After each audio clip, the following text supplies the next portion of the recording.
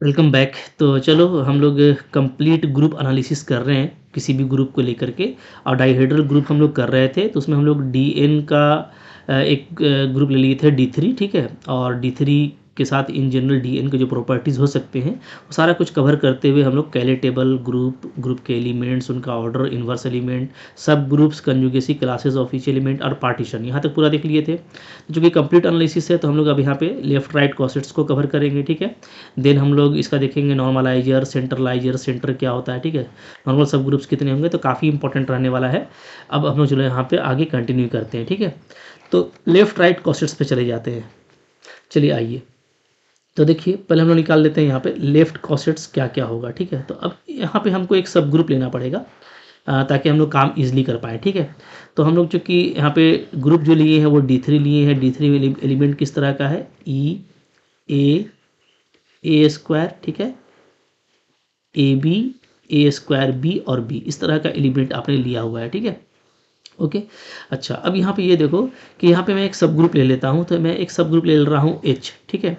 H मैं ले लेता हूँ, किस तरह का ले लूँ, तो मैं यहाँ पे तीन जो ऑर्डर का एक सब ग्रुप था वो मैं ले लेता हूँ, ठीक है। कोई भी आप ले सकते हो, किसी से भी आप काम करना, बिंदास काम होगा। तो चूंकि इसके पास में वन ऑर्डर का, दो ऑर्डर का, तीन ऑर्डर का और छः ऑर्डर का इटसेल्फ, तो यहाँ पे मैं एक प्रॉपर सब ग्रुप ले रहा हूँ थ्री ऑर्डर का। तो अब इसका देखते हैं, इसका हम लोग लेफ्ट राइट कॉसेट कैसे निकालेंगे, ठीक है। तो अगर मैं एल कॉसेट्स की बात करूँ तो एल कॉसेट्स क्या होता है, लेफ्ट कॉसेट क्या होगा, सिंपली ये क्या होगा जी, तो ये सिंपली हमारा हो जाएगा, इस तरीके से लिखा जाएगा ए एच, ठीक है।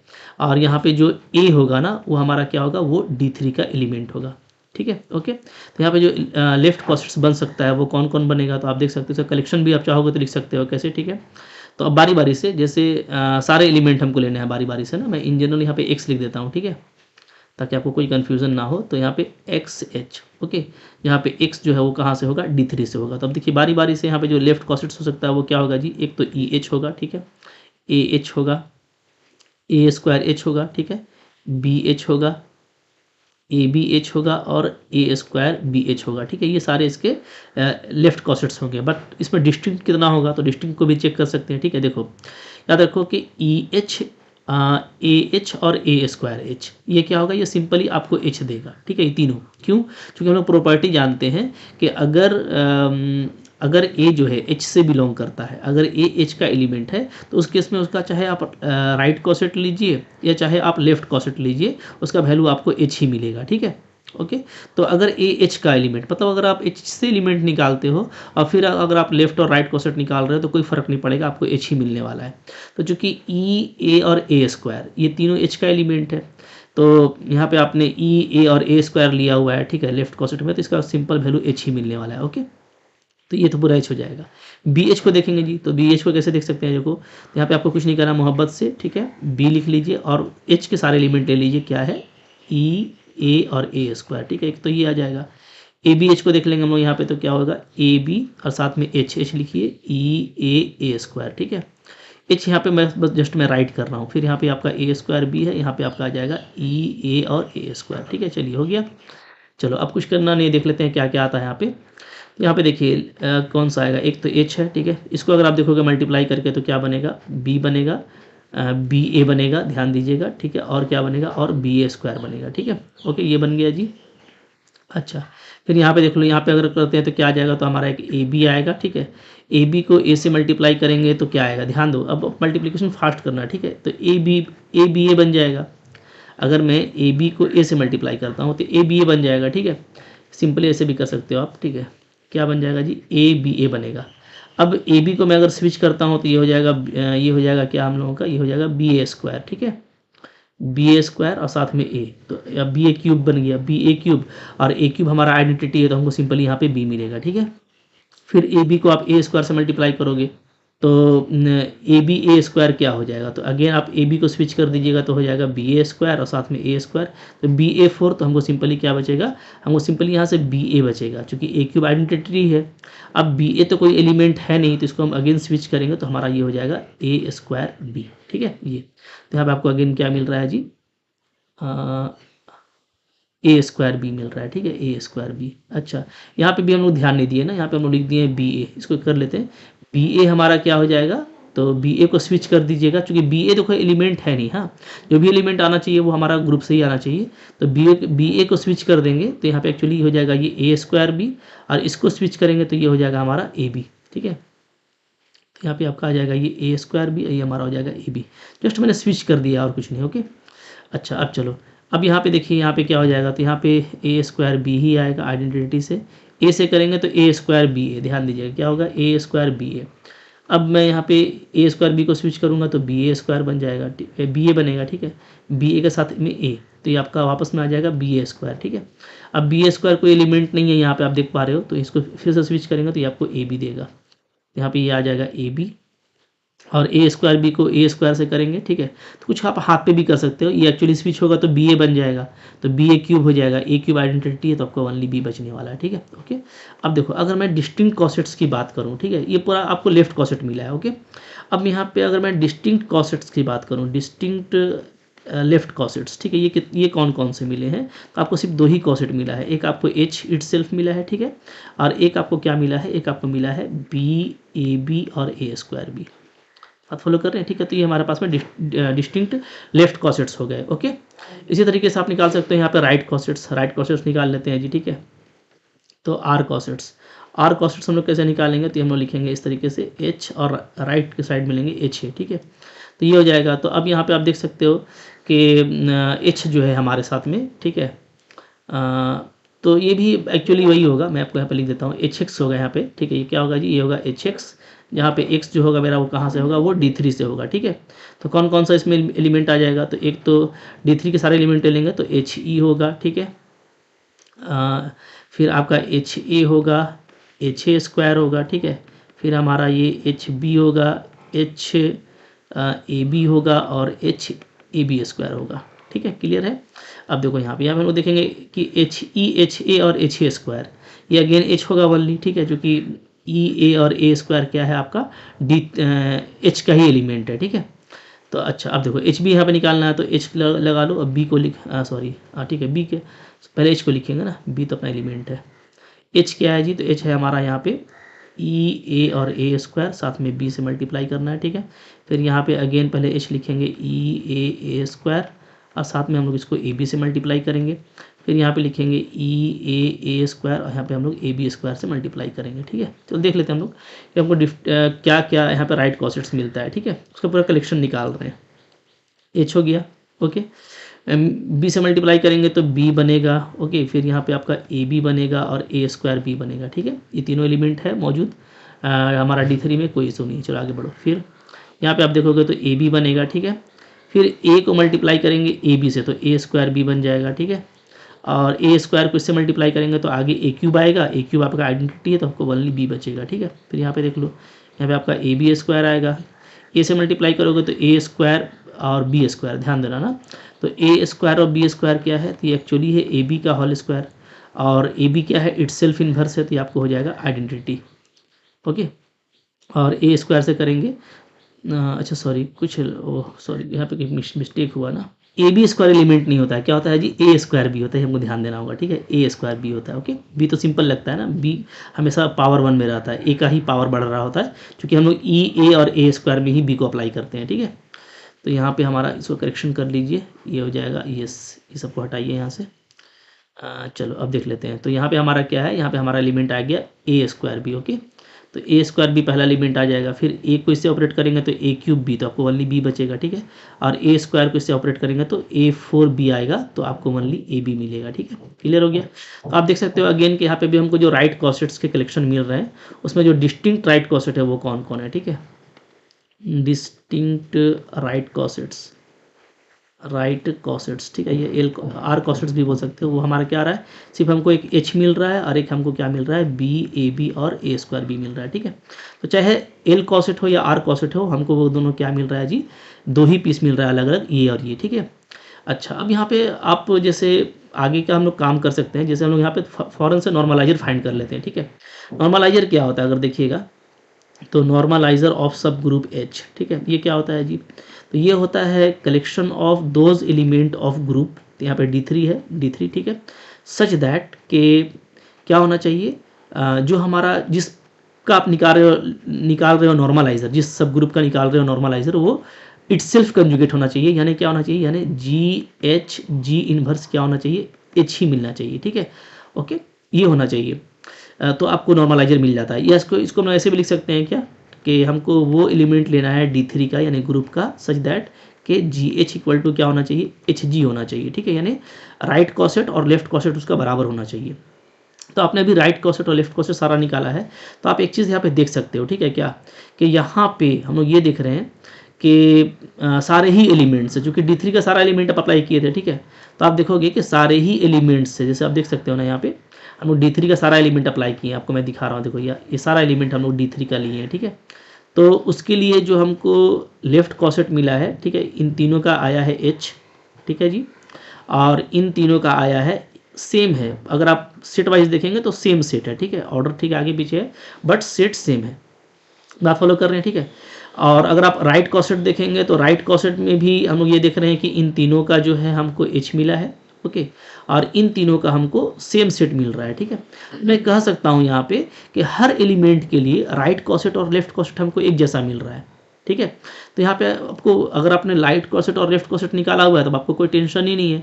आप बिंदास यहाँ पे कर सकते हो कि यहाँ पे नॉर्मलाइजर क्या आ जाएगा जी, तो नॉर्मलाइजर में D3 के सारे एलिमेंट आ जाएंगे, क्योंकि हमको D3 का एलिमेंट लेना है, जिसके लिए वो क्या कर रहा है, H को नॉर्मलाइज कर रहा है, यानी H को के राइट कॉसेट और लेफ्ट कॉसेट को बराबर कर रहा है। तो वो एलिमेंट कौन है, तो D3 का सारा एलिमेंट है A स्क्वायर, ठीक है, फिर B AB और A स्क्वायर B, ये सारे ही एलिमेंट रिस्पॉन्सिबल हैं। यानी जो नॉर्मलाइजर ऑफ H है वो क्या आ जा रहा है, वो सिंपली ग्रुप D3 आ जा रहा है। ठीक है, ओके। और यहाँ से काफ़ी एक बेनिफिट होता है, यहाँ से आप नॉर्मल सब ग्रुप पता कर सकते हो, नॉर्मल सब ग्रुप। ठीक है, नॉर्मल सब ग्रुप आप पता कर सकते हैं कि जैसे ये जो H है ना स्पेशली, तो ये H क्या होगा, ये H जो होगा वो नॉर्मल सब ग्रुप होगा D3 का। ठीक है, क्यों, इसलिए कि हम लोग देख रहे हैं कि इसका जो नॉर्मलाइजर है, अच्छा, नॉर्मलाइजर को देखो ऐसे डिनोट करते हैं, normaliser of H in D3। ठीक है, ये क्या आ जा रहा है, ये ग्रुप ही आ जा रहा है। तो अगर नॉर्मलाइजर ऑफ सब ग्रुप अगर ग्रुप के बराबर आता है तो वो क्या होता है, वो उसमें नॉर्मल हो जाता है। ठीक है, एक बात।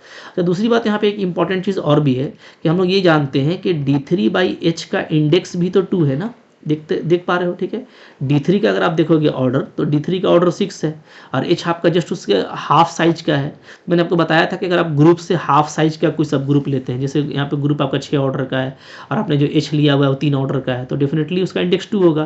तो इंडेक्स 2 वाले क्या होते हैं, सारे ही सब ग्रुप क्या होते हैं, नॉर्मल होते हैं ग्रुप में। ठीक है, तो यहाँ से आपको ये भी नॉर्मल पता चल गया। अच्छा, कितना नॉर्मल सब ग्रुप होगा, तो ये भी हम लोग आसानी के साथ में देख सकते हैं। जैसे ये तो नॉर्मल सब ग्रुप हो गया। ठीक है, अच्छा, नॉर्मल सब ग्रुप पे भी मैं आता हूँ लास्ट में, पहले यहाँ पे सेंट्रलाइजर पे भी काम कर लेते हैं। सेंट्रलाइजर क्या होता है जी, तो सेंट्रलाइजर देख लो। ठीक है, ये सब मैंने आपको अच्छे से पढ़ाया है, आपको एकदम बिल्कुल अच्छे से काम करना है। सेंट्रलाइजर ऑफ सब ग्रुप क्या होता है, तो ये होता है G belongs to D3 group का वो एलिमेंट जिसके लिए क्या होना चाहिए, GH इक्वल टू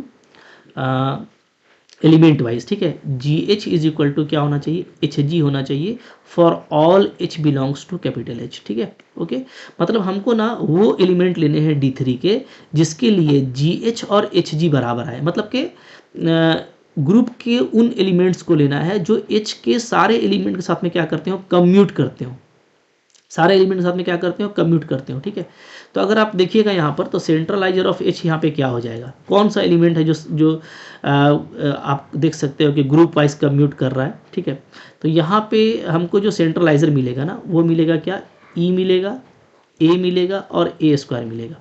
ठीक है, आपको मैं दिखा रहा हूँ कैसे, एक तो आप बिल्कुल आसानी से देख सकते हैं। ठीक है, दोनों एक जगह हो जाएगा तो मज़ा आएगा देखने में। देखिए कैसे देखना है, ओके, आपको देखना है लेफ्ट कॉसेट और राइट कॉसेट। ठीक है, लेफ्ट कॉसेट और राइट कॉसेट में जैसे मैं आपको दिखा रहा हूँ, और आपको D3 के सारे एलिमेंट्स चेक करने में आपको दिखाता हूँ, कुछ करना नहीं, मतलब आराम समझिए। ठीक है, D3 हमारे पास में क्या है, तो D3 हमारे पास में है identity A square AB A square B और B, ये है। ठीक है, ये हमारे पास में D3 है।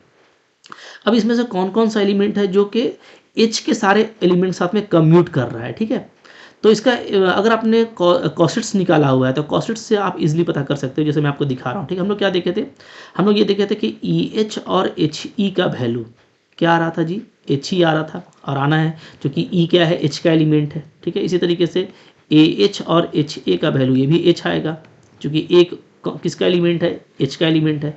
इसी तरीके से ए स्क्वायर एच और एच ए स्क्वायर का वैल्यू एच आएगा, ठीक है। तो इन दोनों का राइट और लेफ्ट कॉसेट बिल्कुल सेम सेट आ रहा है, ठीक है, और सेम सेट आ रहा है। और तो अगर आप सेट को लिखोगे एक्चुअली मतलब कि उसके ऑर्डर के हिसाब से मान लो कि ई ए और ए स्क्वायर, तो आपको बिल्कुल यही मिल रहा है, ठीक है। मतलब ये एलिमेंट वाइज भी ये कम्यूट कर रहा है ये। इसके बाद तो इसको तो निकालने की जरूरत ही नहीं था। अच्छा, अब आगे देखिए, अब जैसे ही आपने निकाला है बी एच, ध्यान दीजिएगा ना, जब हम लोग बी एच निकाले हैं तो बी एच में क्या आया, ध्यान दीजिए, मैं आपको दिखा रहा हूँ। देखिए ये बी एच है, ठीक है, ये तीसरा वाला, तो ये आया है बी एच का वैल्यू, ठीक है। बी एच का वैल्यू क्या आया है, बी ए स्क्वायर बी और A B, B A square B और ए बी आया है, देखिएगा ना क्या आया है, बी ए स्क्वायर बी और ए बी, ये आया है, ठीक है। मैं सेट क्यों लिख रहा हूँ मैं आपको समझा रहा हूँ। अच्छा, अब ये देख लो कि एच बी का वैल्यू क्या आया था, मतलब इसी का राइट कॉसेट क्या आया था, ठीक है जी। एच बी कहाँ पे निकाले हम लोग, ये देखो ये एच बी है, तो एच बी हमारा क्या आया है, एच बी हमारा है बी ए स्क्वायर बी आया है, ठीक है। क्या आया है जी, बी ए स्क्वायर बी, देखिए बी ए स्क्वायर बी, बस यही फ़र्क है, ठीक है। अगर देखो, अगर हम लोग सेट वाइज देखें तो सेट वाइज दोनों सेम सेट है, दोनों सेम सेट है। तो ये सेम सेट वाइज अगर आपका ये कम्यूट कर रहा है, सेट वाइज अगर ये कम्यूट कर रहा है, सेट वाइज कम्यूट, ठीक है, इसका मतलब है कि यहाँ पे जो बी है वो नॉर्मलाइजर में चला जाएगा, नॉर्मलाइजर का एलिमेंट होगा, ठीक है, नॉर्मलाइजर ऑफ एच, ओके। लेकिन अगर आप सेंट्रलाइजर में चाहते हैं तो सेंट्रलाइजर के लिए आपको एलिमेंट वाइज कम्यूट करना चाहिए, यानी ये अगर बी है तो ये भी बी, पोजीशन वाइज भी सेम होना चाहिए। ये ए स्क्वायर बी है तो ये ए बी, ये नहीं चलेगा। ये ए बी है तो ये ए स्क्वायर बी, ये भी नहीं चलेगा, ठीक है। एलिमेंट वाइज भी सेम रहना चाहिए, तभी हम उसको ले सकते हैं सेंट्रलाइजर में, चूंकि इसमें देखिए G H equal to H G, यानी एलिमेंट वाइज कम्यूट करना चाहिए फॉर एवरी एलिमेंट, ठीक है। तो इसलिए आपका बी जो है सेंट्रलाइजर का मेंबर नहीं होगा। ये कुछ फर्क है जो आप समझ के रखो, ठीक है, कि कौन सेंट्रलाइजर में हो सकता है, कौन नॉर्मलाइजर में होगा, ठीक है। तो जिस तरीके से बी नहीं हुआ, आप खुद देख लेना कि इसी तरीके से ए बी एच और एच ए बी, ये तो आपस में बराबर है सेट वाइज, लेकिन जब आप इसको एलिमेंट वाइज देखोगे, पोजीशन वाइज, तो ये बराबर नहीं होगा, ठीक है। इसी तरीके से ए स्क्वायर बी एच और एच ए स्क्वायर बी, ये भी जो है सेट वाइज बराबर है राइट और लेफ्ट कॉसेट में, लेकिन ये एलिमेंट वाइज आप देखोगे पोजीशन वाइज आपको नहीं मैच करेगा। इसका मतलब है कि A B A square B और बी ये नहीं हो सकता, तो सेंट्रलाइजर में ओनली ई ए और ए स्क्वायर होगा। और एक इंपॉर्टेंट रिजल्ट है कि सेंट्रलाइजर हो या नॉर्मलाइजर हो, कम से कम उसमें तो एच का एलिमेंट होता ही होता है, ठीक है। तो आप देख रहे हो कि ये एच का एग्जैक्टली एलिमेंट है जो इसमें होगा।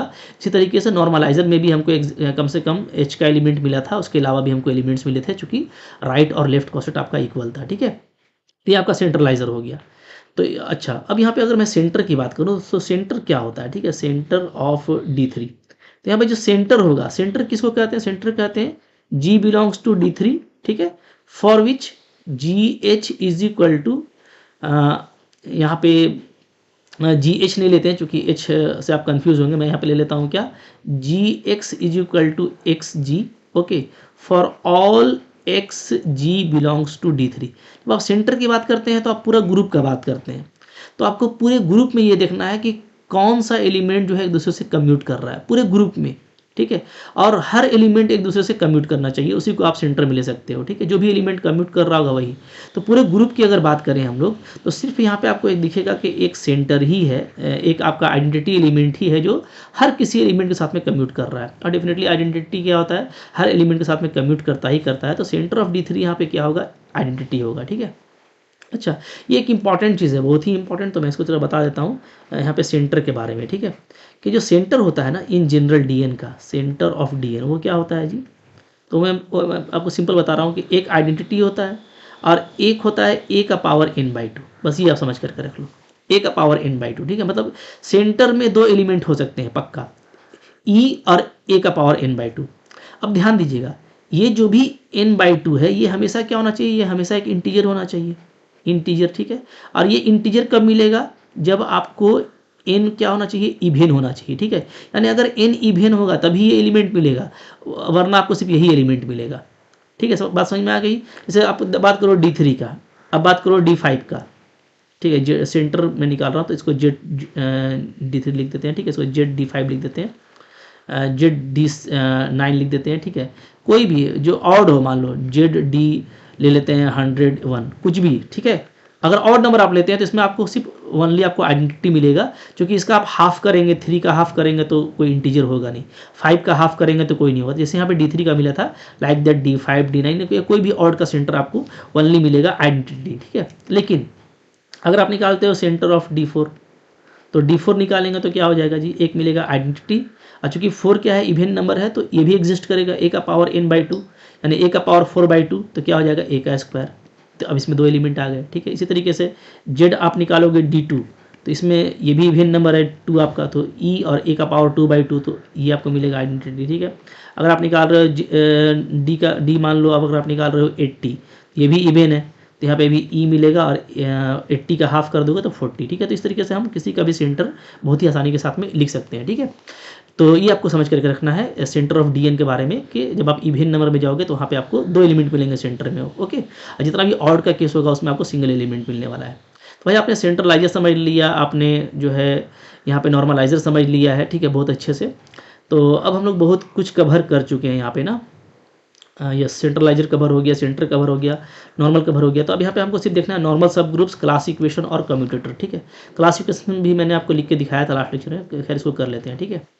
चलो, तो अब यहाँ पे जैसे एक इंपॉर्टेंट चीज़ हो गया, नॉर्मल सब ग्रुप्स कितने होंगे, ठीक है। नॉर्मल सब ग्रुप्स, नॉर्मल सब ग्रुप्स, ठीक है, इन D3, ओके। तो देखिए नॉर्मल सब ग्रुप के लिए आपके पास में बहुत सारा तरीका है। जैसे एक तो ये है कि हम जो है इसका निकाल लें नॉर्मलाइजर, ठीक है। नॉर्मलाइजर अगर हम निकालते हैं कोई भी एक सब ग्रुप का, और वो खुद ग्रुप के बराबर आ जाता है D3, तो तब उस केस में वो जो आपका H होता है वो क्या होता है, वो नॉर्मल होता है D3 में, ठीक है। या किसी का अगर इंडेक्स मान लो D3 बाई आप कोई सब ग्रुप ले रहे हो, उसका इंडेक्स अगर 2 आ जाता है, ठीक है, तो उस केस में भी वो क्या हो जाता है, आपका नॉर्मल सब ग्रुप हो जाता है। ये हमारे पास में तरीका है, ठीक है। तो हम लोगों ने देखा कि जो 3 ऑर्डर का सब ग्रुप है वो नॉर्मल सब ग्रुप हो जा रहा है। तो क्या 2 ऑर्डर का होगा, तो 2 ऑर्डर का तरीका आप ऐसे कर सकते हो कि सब ग्रुप आप देख लो कि 2 ऑर्डर का कौन कौन सा सब ग्रुप है। 3 सब ग्रुप है, H1 H2 H3, ठीक है। ये सब 2 ऑर्डर का सब ग्रुप है। और ये जो 2 ऑर्डर का सब ग्रुप है, अगर ये इटसेल्फ कंजुगेट होगा, ठीक है, यानी क्या, यानी अगर x H1 x इनवर्स अगर H आ जाता है, ठीक है, for every element x belongs to D3, अगर ये होता है, या इसको आप ऐसे बोल सकते हो, ठीक है, कि x H1 is equal to क्या हो जाए, H1x हो जाए, यानी राइट कोसेट और लेफ्ट कोसेट बराबर हो जाए for every element x belongs to D3, तो उस केस में क्या होगा, तब आपका जो H1 है वो क्या होगा, वो नॉर्मल सब ग्रुप होगा D3 का, अदरवाइज नहीं होगा, ठीक है। यहाँ पे जो हमारे पास में सब ग्रुप्स हैं वहाँ पे चले आइए। तो सब ग्रुप्स कौन कौन है जी, तो हम ऊपर में दिखाए थे सब ग्रुप्स है। अगर मैं बात करूँ ऑर्डर, तो 1 ऑर्डर का सब ग्रुप है एक आपके पास में आइडेंटिटी, ठीक है। 2 ऑर्डर का हमारे पास में जो सब ग्रुप है उसका नाम हम ले लेते हैं क्या, H1 H2 और H3, ठीक है। ये कौन कौन सा है, तो आइडेंटिटी और B एक है, ये आइडेंटिटी और AB एक ये है, और H3 जो है हमारे पास में वो है आइडेंटिटी और A²B, ठीक है। ये 3 हमारे पास में सब ग्रुप्स हो गए। 3 ऑर्डर का जो सब ग्रुप है वो H था, जो हम लोग अभी देखे, E A और A², और जो कि एक नॉर्मल सब ग्रुप है, ये हम लोग देख चुके हैं, ठीक है। अच्छा, और चौथा जो होगा वो इटसेल्फ 6 ऑर्डर का जो होगा, 6 ऑर्डर का ही होगा, वो इटसेल्फ D3 होगा, ठीक है। तो D3 तो आपका नॉर्मल होता ही है, ठीक है। ये नॉर्मल सब ग्रुप है, ये भी नॉर्मल सब ग्रुप है। तो हमको जो चेकआउट करना है वो H1 H2 H3 के बारे में चेक करना है, ठीक है। अब देखिए H1 जो है EB है, H1 क्या है, H1 जो है मेरा यहाँ पे ये EB है, ओके। मैं एक एलिमेंट लेता हूँ, देखता हूँ कि राइट कॉसेट लेफ्ट कॉसेट इसका बराबर आता है कि नहीं आता है।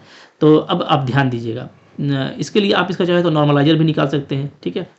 नॉर्मलाइजर निकाल लेंगे तो आपको पता चल जाएगा कि इसमें कौन कौन सा रहा। तो नॉर्मलाइजर चलो निकाल लेते हैं। नॉर्मलाइजर क्या होता है जी, NH1, ठीक है। ये होता है क्या, ग्रुप के वो एलिमेंट, ठीक है, जिसके चलते क्या होना चाहिए, आपका GH1 इज इक्वल टू होना चाहिए HG1, ठीक है। ये तो ये होगा नॉर्मलाइजर ऑफ H1, ठीक है। तो अब देखिए यहाँ पे देखते हैं बारी बारी से। पहले तो हम लोग ये देखेंगे कि H1 का वैल्यू क्या आ जाएगा, या H1E का वैल्यू H ही आएगा, क्योंकि ये तो ऑलरेडी H में है। इसी तरीके से BH1 H1, ठीक है, और H1B ये भी आपको H1 मिलेगा, ठीक है। तो E और B एटलीस्ट ये तो नॉर्मलाइजर में आएगा ही आएगा, इस पर कोई सवाल नहीं करना है। और ये रिजल्ट याद रखना है कि नॉर्मलाइजर में कम से कम तो उस सब ग्रुप के एलिमेंट होंगे ही होंगे, ठीक है। ये 2 एलिमेंट तो ट्रिवियल हो गया, E और B। अब इसके अलावा जो एलिमेंट है उसको हम लोग चेकआउट करते हैं। तो पहले हम लोग A ले लेते हैं, ठीक है। तो A के साथ चेक करते हैं जी, यहाँ पे चलो देखते हैं H1 क्या आता है, ठीक है। तो AH1, तो A हो गया, ई हो गया और बी हो गया, ठीक है। तो ये क्या आ जाएगा, ये हमारा आ जाएगा ए और ए बी आ गया, ठीक है। चलिए अब निकालिए H1A। H1A अगर हम लोग निकालेंगे तो क्या आएगा, तो यहाँ पे पहले लेंगे ई, फिर बी लेंगे और फिर हम लोग क्या लेंगे, फिर हम लोग लेंगे ए लेंगे, ठीक है। यहाँ पे हम लोग देखेंगे क्या आ जाएगा, ए आ जाएगा, ये आपका बी ए आ जाएगा, ठीक है। अब देखो चूंकि पहले बी है फिर ए है, तो बी ए आया, बी ए तो कोई एलिमेंट है नहीं, तो इसको हम स्विच करेंगे। चूंकि मेरे H1 में कौन सा एलिमेंट है, मेरे H1 में सॉरी मतलब कि D3 में कौन कौन सा एलिमेंट है, D3 का एलिमेंट आना चाहिए ना। तो D3 में हमारा ए बी होता है और ए स्क्वायर बी होता है, तो इसको हम स्विच कर देते हैं। स्विच करने का मेरे पास में फंडा है, ठीक है।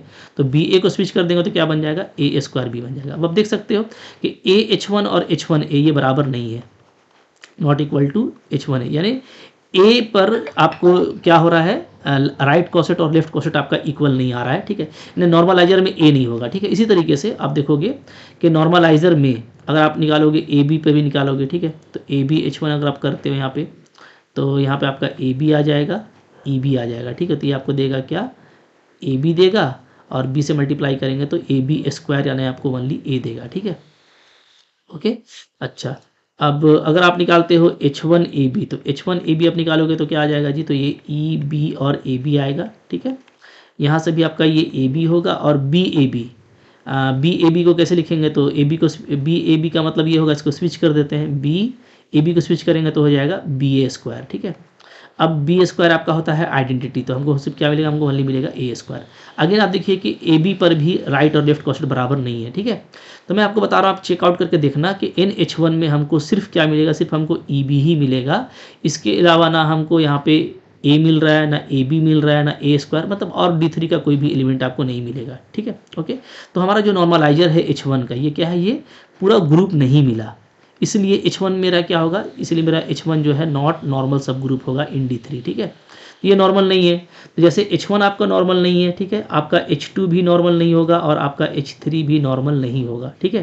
तो जो नंबर ऑफ नॉर्मल सब ग्रुप्स होंगे वो क्या होंगे, नंबर ऑफ नॉर्मल सब ग्रुप्स, ठीक है, वो क्या होगा जी, वो आपका हो जाएगा ओनली, आपको एक होगा ट्रिवियल आइडेंटिटी, ठीक है, एक आपका 3 ऑर्डर का ई ए और ए स्क्वायर और एक आपका इटसेल्फ D3, यानी हमको 3 ही सब ग्रुप्स मिलेंगे जो कि नॉर्मल सब ग्रुप होंगे, ठीक है।